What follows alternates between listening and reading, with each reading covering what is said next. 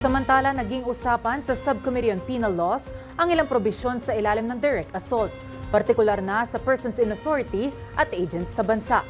Si Faith Santiago para sa detalye.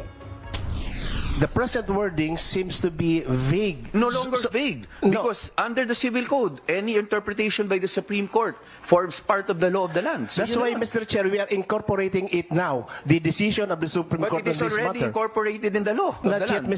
Mr. Chair. That's why the present wordings is on the occasion of such performance. This is a vague provision. That's why the Supreme Court had to interpret it.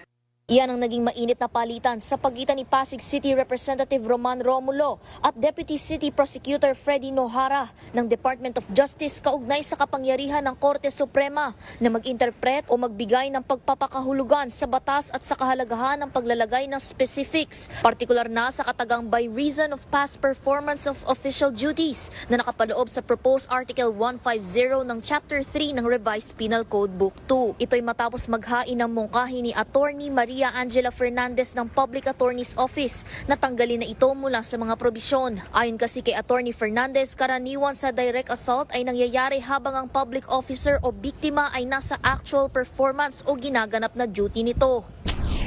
If it's by the past performance, then it would overly broaden the crime committed or the acts supposedly covered by this provision. Dagdag pa nito kung ang pag-atake ay naganap matapos ang pagiging person in authority o nagtapos na ang tungkulin, saklaw ito ng iba pang krimen at pagpaparusa, kagaya ng physical injury at iba pa. Tinugunan naman ito ng Department of Justice bilang ahensya na naglagay nito sa proposed revision na ang rasyonale sa likod ng batas ay upang maprotektahan ng government officials na isinasagawa ang kanilang tungkulin, gayon din in pursuant sa desisyon ng Korte Suprema. It means by reason or because of the past performance of official duty. In other words, the Department of Justice merely lifted this from this jurisprudence in order to be more clear.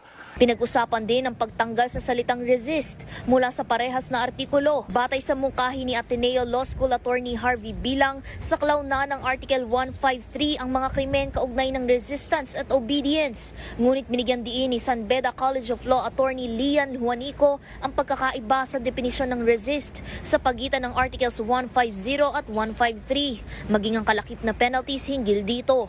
Sa dulo na pagkasunduan ng subcommittee na magkaroon na ng 3 paragraph ang Article 150. Una ay tungkol sa public uprising na una nang nakatala sa proposal. Pangalawa naman ay ang pagpapanatili sa salitang resist. At ikatlo ang pagklaro sa saklaw ng direct assault sa persons in authority kahit past and retired officer o retired at wala na sa posisyon ng mga ito. Para sa totoong balita sa Bagong Pilipinas, Faith Santiago, Congress News.